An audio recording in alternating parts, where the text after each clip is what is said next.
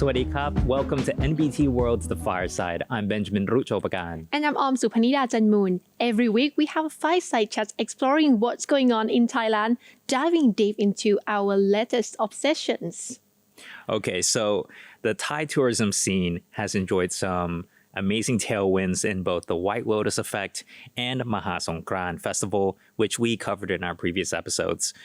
And everyone flocked to the Thai beaches trying to get that White Lotus effect or White Lotus experience, especially in Phuket and Koh Samui. And then in Bangkok and a lot of other cities, we saw a lot of Songkran festivities and parties and events as well, right? Yeah, and it's getting bigger and bigger every year. And I'm so proud because I was seeing Maha Songkran Festival in Sanam Luang Ceremonial Ground. It's Oh, yeah. so good. And also, there are so many tourists there as well. So, that's all great, but what inevitably follows any tourism boom is complaints about over-tourism. Right. Overcrowded beaches, overexposed destinations, and overstretched resources as well. Yeah, exactly. Then there's backlash against misbehaving tourists. So recently, this post by Kru Pian, I think there are many people know her.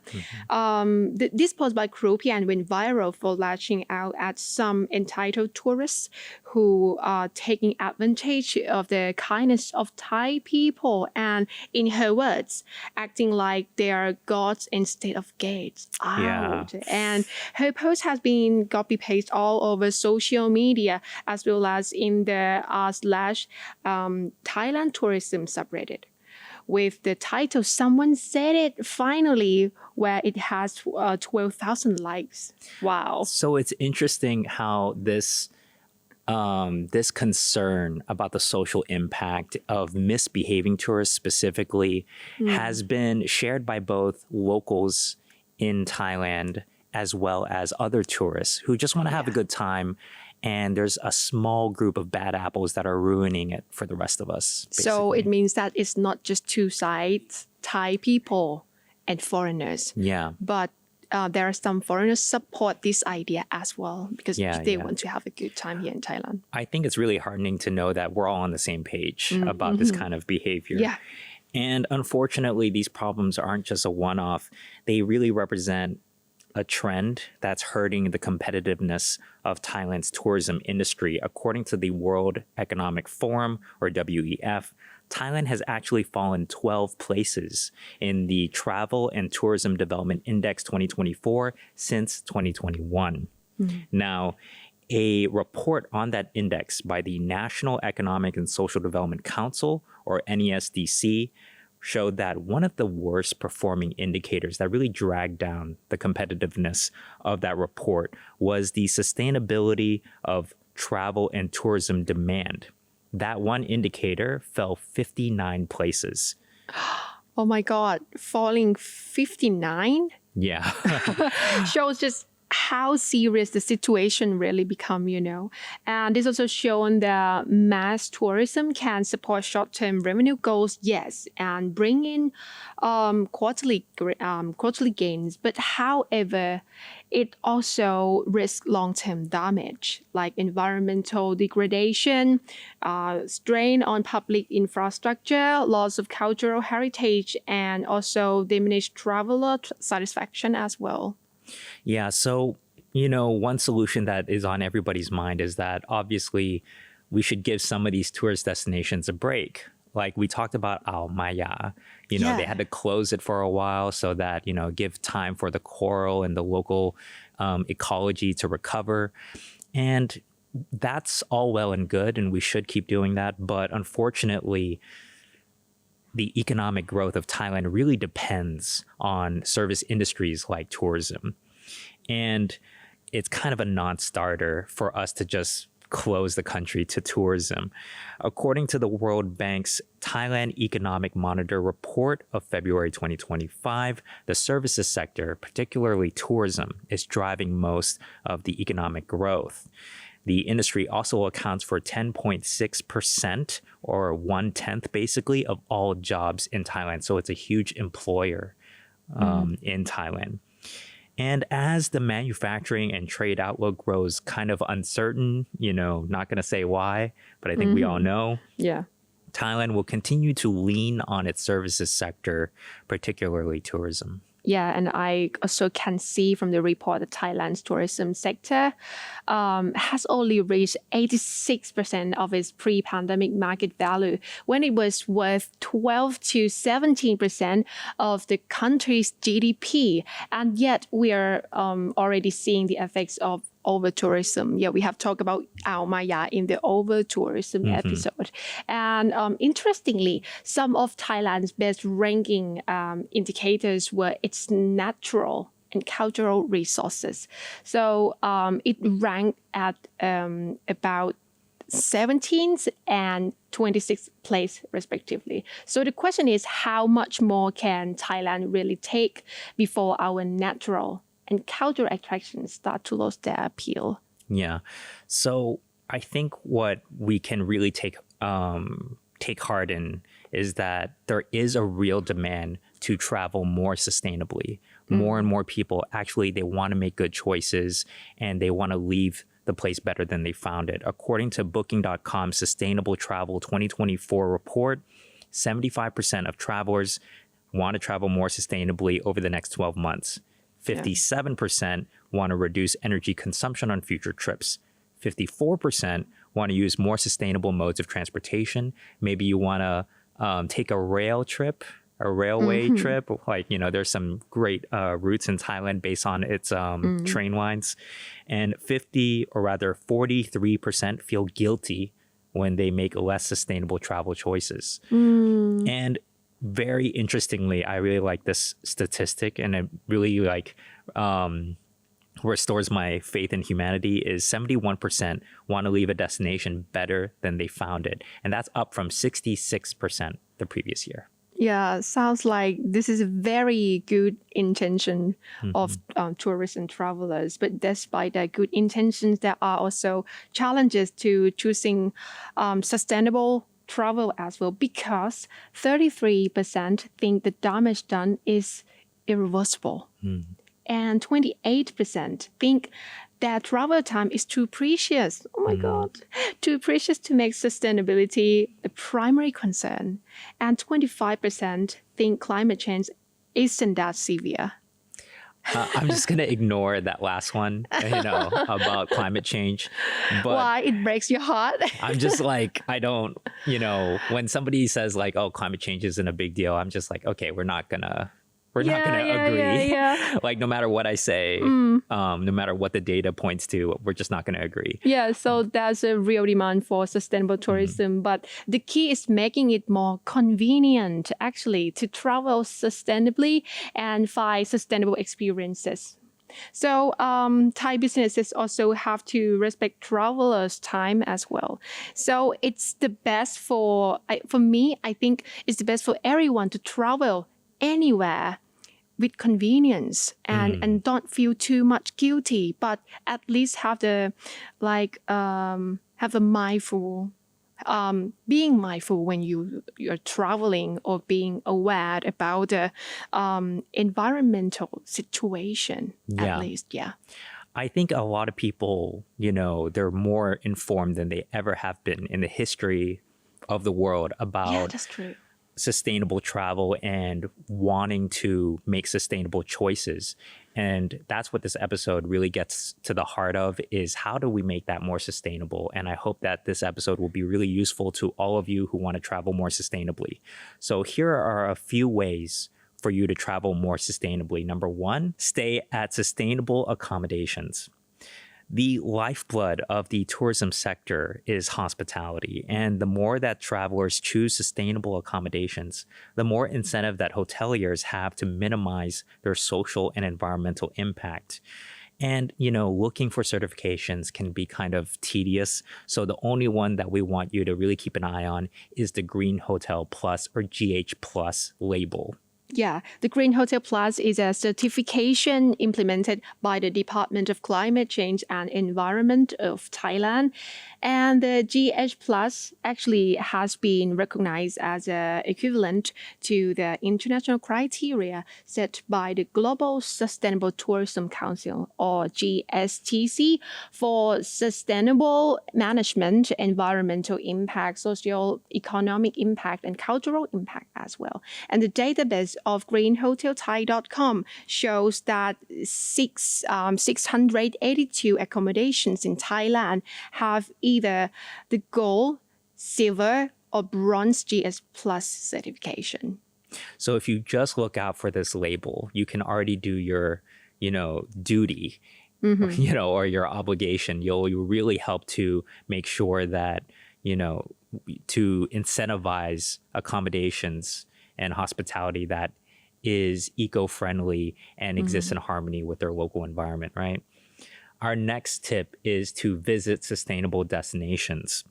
Now, a great way to support more sustainable practices is to visit sustainable destinations, which you can find in Thailand by checking out the following websites. There's goodtravel.guide, which is a platform by Green Destinations, an organization that's based in the Netherlands. Now, their travel guide on Thailand includes places like Nan Living Old City and Chiang Khan, which were supported by the Designated Areas for Sustainable Tourism Administration, or DASTA, to implement sustainable tourism models. Yeah, and last year, DASTA managed to enter 6 Thai destinations into the Green Destinations Top 100 Stories competition, including U Thong, Ancient City, and Uthai Thani Old Town.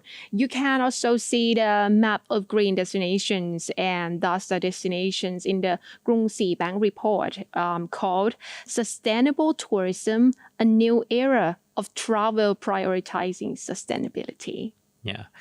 We'll provide the link for that so that you can check out all those destinations and hotels. Yes. And our third tip today is support ethical elephant sanctuaries as well. The Asian elephant, as many people already know, is the national animal of Thailand. And it is important that we support ethical and humane sanctuaries and wildlife preserves as well.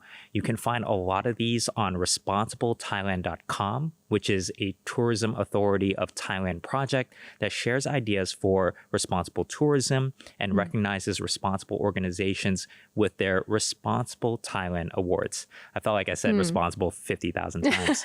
Yeah, and although its award categories include accommodations and also communities as well, there's a strong selection of elephant sanctuaries in its animal welfare category. The first one is Elephant Hills, won in category in 2024. The second is Mahout's Elephant Foundation, or MEF, won in 2023. And the last one is Elephant Nature Park, won in 2022. It also has a longer list in its blog entry, Find the Ethical Elephant Sanctuary in Thailand. So lots of great places to patronize and support and have a really unique experience with Thai elephants that you can feel guilt-free, and you don't have to question, like, are they treating them okay? Like, you can find them all at this website here. So our next tip is to explore community-based tourism, or CBT.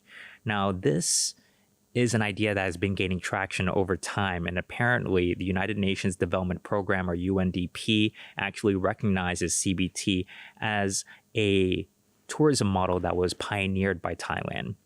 And it's a tourism model that is by the local people for the local people.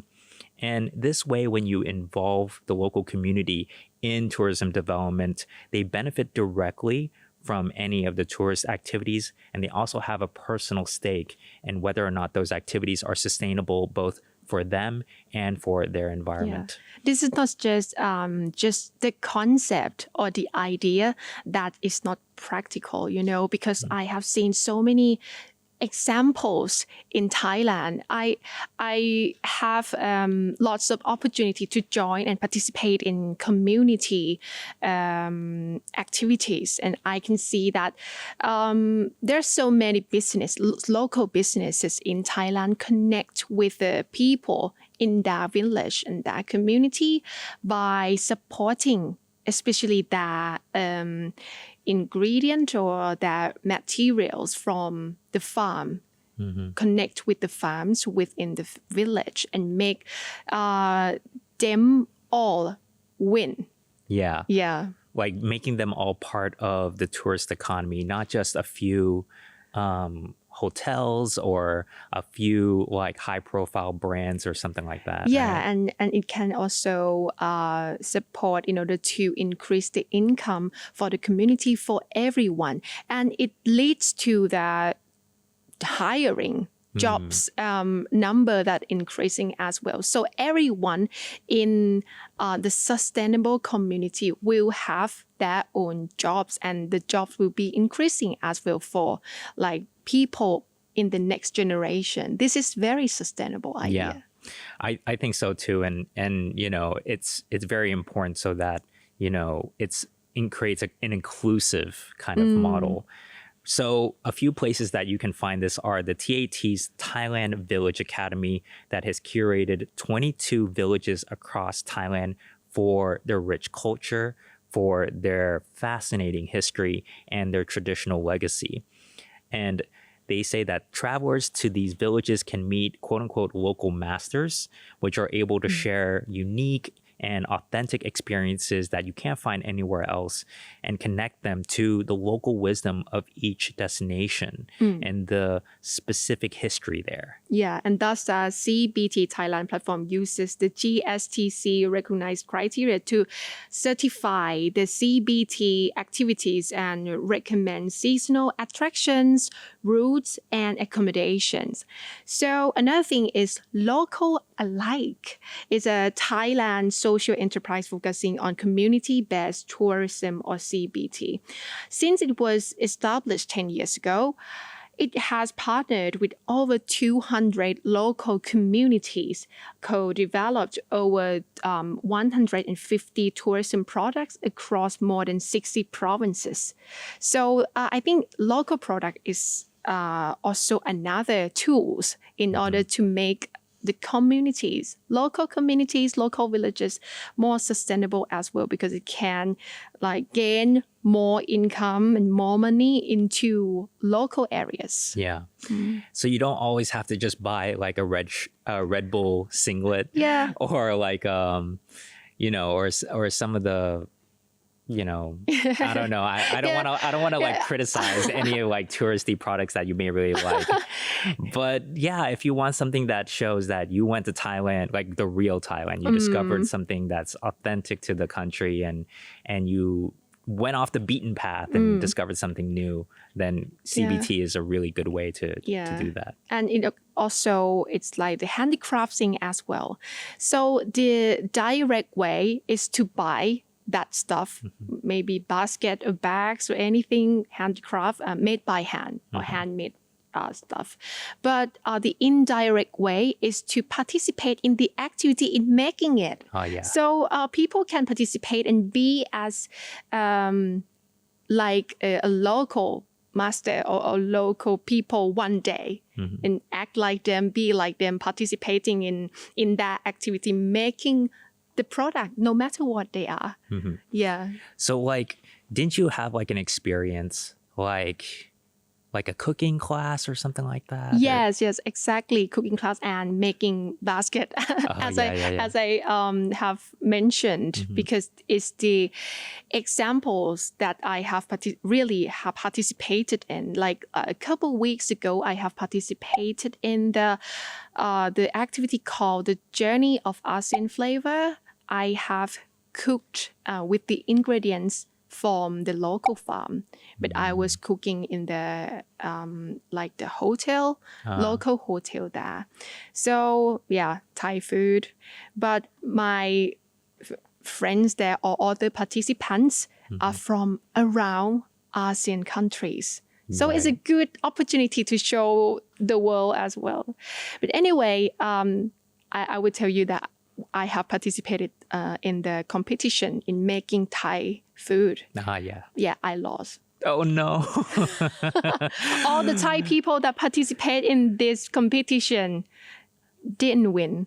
Oh, right. Yeah. That's so interesting because I have such an ego about Thai food. I just think like Yeah, our food that's is what so I great. thought. I thought that okay, I'm gonna win. I will have the trophy because I am Thai. That group is Thai. Thai people in that group as well. But Right. no, we didn't win. Actually, other people. Who was from the other voters? countries- I want to know. So, okay. So our final tip for all the different ways that you can travel and experience Thailand more sustainably is to choose a carbon neutral tourism or CNT package. Now, many millennial and Zoomers are concerned about their carbon footprint, but it's kind of tedious to calculate that. And if you don't want to make too many choices and calculations, okay, was that carbon neutral? Was that carbon negative? Then you can choose a CNT travel package where it was all calculated for you already. Yeah, and the Thai Ecotourism and Adventure Travel Association, or TATA, is also a network of eco-conscious tourism professionals, including tour operators, accommodations, communities, and experts in ecotourism and adventure activities. And TATA members work with the government's Program Management Unit for Competitiveness, or PMUC, and Thailand Science Research and Innovation Fund, or TSRI, to measure, to reduce, to offset carbon emissions from their tour packages. So when it comes to the researches and reports and statistics and anything, so I think it's make it more practical and more objective to like work together in order to produce ecotourism. Yeah, I like that. It's a systematic thing where they had to be verified with a research institute that they're truly carbon neutral. So that's something that makes me feel a lot more put a lot more trust in this kind of thing. Definitely. So a few closing thoughts is that we have to remember that Thailand and the tourism industry, they're not operating in a bubble, and this is really a message for tour operators. Neighboring countries like Cambodia, Laos, and Vietnam, they have very competitive prices for similar experiences because we're all in Southeast Asia. And this will make Thailand have to strike a balance between the efforts to increase headcount, to increase the number of arrivals, as well as increasing spending per traveler. So I think that sustainable tourism trends could be a way to do both of these things. And by diverting tourists to lesser known destinations and engaging them in sustainable activities, Thailand can find a way to grow its tourism industry without sacrificing its natural and cultural resources. Today's travelers, especially younger generations like the millennials and Gen Z, like us, are actively seeking authentic, responsible travel experiences, another responsible word. They care about their impact and they are willing to pay more for experiences that align with their values. That's such an interesting trend that is rising right now. And it's good. Yeah, it's quite positive. Yeah, I really feel like, it's not so much a missed opportunity, but if the demand is there, then it has a chance of taking off, and we just have to make it easier. We just have to make it easier for people to choose the right thing that they wanted to choose all along, right? So by embracing and promoting sustainable, responsible, and community-based tourism, I think Thailand can enhance its competitiveness and the viability, the long-term competitiveness of the tourism sector. Yeah. And now we turn it over to our audience. Are you more interested in carbon neutral tourism or community-based tourism? Let us know in the comments section of NBT World's online channels. You can find us on YouTube, Instagram, Facebook, and Spotify. Thank you so much, and we'll see you all next time. Bye.